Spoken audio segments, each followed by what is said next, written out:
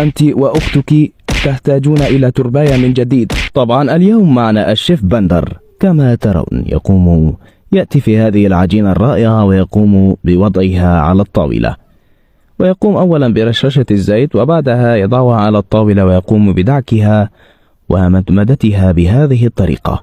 كما ترون يا للروعة، إنه محترف للغاية أيضا. بعدها يقوم برشرشة الزيت ودهنها بهذه الطريقة، لمسات يده السحرية الرائعة يا للروعة. وهنا يقوم بتقطيع العجينة بطريقة رائعة ويقوم بكعوكتها وجعلكتها ولفلفتها بهذه الطريقة الخرافية يا للروعة. هذا رائع. طبعا هنا يقوم بتغويص يده في قلب هذه العجينة من أجل أن تتغلغل جراثيم أظافره في هذه العجينة. وهنا يقوم بأخذ العجينة إلى الصاج، يقوم بشلوطتها وحرقها بهذه الطريقة. لقد هببها يا للروعة. وبعدها يأتي عليها ويحركها أيضا من أجل أن تتشلوط